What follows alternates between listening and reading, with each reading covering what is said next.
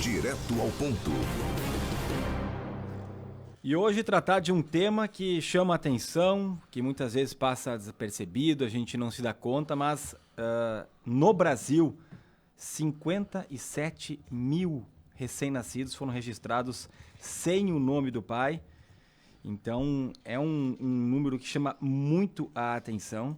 Isso de janeiro a abril de 2022. Nesse período, nós temos no Rio Grande do Sul também mais de 2.500 registros. No Vale do Taquari também acontece, são 240 registros de bebês que não têm o registro do nome do pai.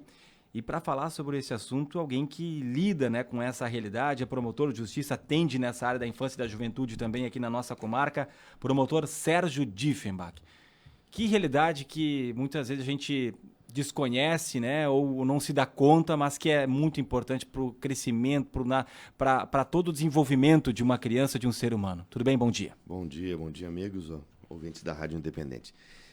Sem dúvida, a figura paterna, ela tem uma função essencial em toda a nossa vida. Ela não é, obviamente, determinante. Há muitas pessoas que supriram a ausência paterna através de uma mãe que reforça a função paterna, às vezes de um pai afetivo, às vezes é um avô, é um tio, é um padrinho.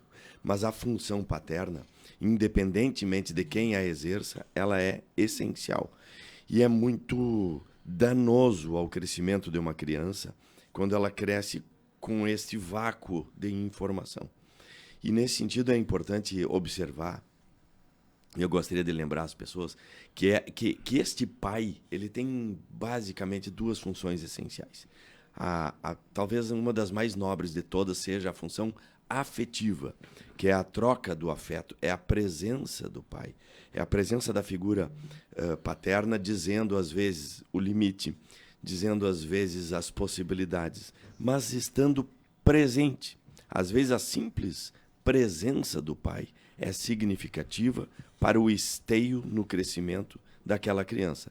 Não são atividades que precisem necessariamente dinheiro, não é um passeio, não é uma viagem de avião. Às vezes é uma ida à beira do rio, às vezes é jogar uma pedra contra o horizonte, outras vezes é olhar o pôr do sol, analisar os pássaros, é caminhar ao léu pela rua. Esta atividade paterna, ela é essencial ao crescimento de uma criança. Além disso, a contribuição material de um pai, que é na contribuição do sustento e das necessidades de um filho. Nós enfrentamos diariamente inúmeras situações em que encontramos uma mãe sozinha, cuidando de 3 ou 4 filhos e sem condições de pagar a água da casa, sem condições de pagar a luz. E o pai ou os pais, às vezes espalhados, negligentes e omissos nessas relações. Tudo começa com o registro do nascimento. E o recado que eu gostaria de dar às mães, porque o registro inicia pela mãe, é a mãe que faz o primeiro registro, é de que é obrigação destas mães apontarem o pai das crianças, nem que seja para um registro futuro, para uma busca lá adiante ou para um reforço de alguma necessidade. Os mecanismos hoje estão muito facilitados. A mãe pode ela apenas indicar, mesmo que o pai não concorde, ela pode indicar no momento do registro quem é o pai. E o próprio cartório do registro civil vai comunicar à direção do fórum, que vai notificar esse pai para uma primeira audiência de tentativa de conciliação.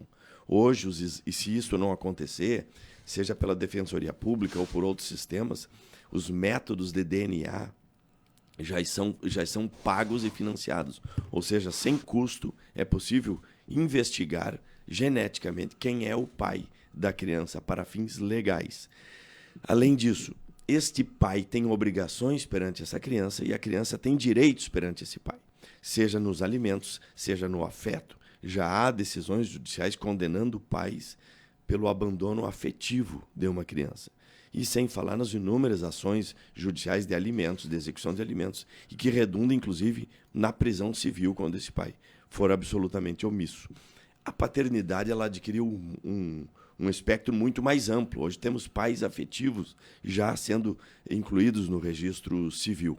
O fato é que é importantíssimo as mães terem noção da importância de apontarem, registrarem e apresentarem estes pais a estas crianças. Seja ele, abre aspas, bom ou ruim, seja ele alcoólatra ou sóbrio, seja ele trabalhador ou sem trabalho. Ele é o pai, ele faz parte da história daquela criança. Por isso ele é essencial e as campanhas elas têm aumentado para isso. Eu lembro, muito antigamente, quando iniciei no Ministério Público, acreditem, nós tínhamos ações de investigação de paternidade, onde não havia exame de DNA. E as investigações elas aconteciam por fotografias. E que nós tínhamos que fazer comparações fisionômicas da fotografia do pai com a fotografia do filho. Parece mentira isso, ou encontrarmos cartas ou depoimentos. Eram processos longos, eram quase românticos. Mas desde aquela época, já pela fotografia do pai, era possível apontar uma possível paternidade. Isto porque são traços genéticos que lá estão e ficam e se transmitem aos netos e mais adiante. Tem outras, eu acho que outras duas questões também. Aqui a gente fala de recém-nascidos que foram registrados sem o nome do pai, né? Quase 57 mil. Aí tem aqueles que até são registrados, consta o nome do pai, mas ainda assim não tem essa presença ou ajuda, ou né, não tem essa figura ali do pai.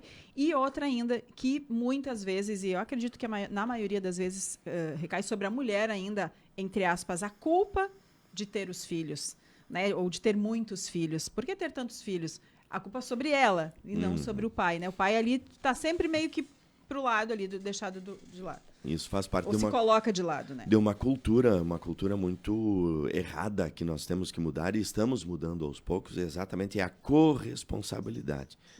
Quando falo, às vezes, com adolescentes, raramente, quando a gente se encontra em escolas por aí, eu brinco que não existe gravidez acidental. Para haver uma gravidez acidental, ela tem que haver um tropicão numa situação quase que impossível, né? Existe, sim, alguns descuidos e que isso parte do homem e da mulher. Não é uma atividade só de um e só de outro. Então, essa responsabilidade ela é de ambos. Historicamente, a mulher é que agrupa mais. E os homens se omitem. E os homens, às vezes, fazem filhos mais espalhadamente. A lei está aí para buscar essa responsabilidade, para chamar esse homem, chamar esse pai e vir cumprir a nobre função de ser pai. O Marcos Piangers, que acabou se especializando nesse segmento, tem um livro muito vendido que é o Papai é Pop. Eu fui pegar aqui, eu tenho ele no Kindle para ler um trecho, porque eu estava lembrando de você falando da questão envolvendo as questões econômicas. E daí quando a pessoa descobre que tem um filho, ele faz esse relato, vou comprar o carro maior, vou trabalhar mais para poder pagar as prestações de uma casa maior. E aí ele escreve o seguinte, que para a criança, o que ele aprendeu é que um apartamento grande não faz a diferença, porque as crianças gostam mesmo de dormir amontoadas na cama dos pais. Um carro grande não faz diferença, porque as crianças gostam mesmo de andar de bicicleta. A melhor creche não faz diferença se você é o último pai a buscar o seu filho. Os brinquedos mais caros e os jogos de videogame não fazem a diferença. Para crianças não há nada mais divertido do que se equilibrar no meio-fio ou andar na calçada sem pisar nos riscos. Jogar uma criança para o alto e agarrá-la antes de cair no chão está aí a melhor brincadeira do mundo para qualquer pequeno. E tem uma vantagem, é de graça, ou seja, ele resume dizendo que o mais importante é estar lá, de verdade. E ele que também teve o seu pai abandonado, foi registrado somente pela mãe, foi criado pela sua mãe, e ele diz que todo pai é um herói para seus filhos, a não ser aquele que decide ser ausente. O papai pop é o pai presente. Ele faz todo esse relato de como um pai que deixa de conhecer o seu filho perde essa oportunidade de conviver com essa criança e com essa pessoa, sem falar dos impactos na vida que acaba deixando de ter na vida de uma criança e de uma pessoa. Perfeito. Sem acréscimos. E a nossa realidade atual, às vezes, tem nos conduzido a fugirmos disso. Muitas vezes os adultos se empenham em fazer conquistas materiais, até mesmo em nome dos filhos, e esquecem da presença. E a presença é a presença atenta, não é a presença que nós temos hoje em dia, que é a presença com as telas. Então, estar com um celular, estar com a televisão, estar desatento, não é uma presença qualificada. E muito importante quem tem essa experiência poder aprofundar, estando juntos, fazendo qualquer coisa, desde que juntos. Rendeu o tema aqui as pessoas participando.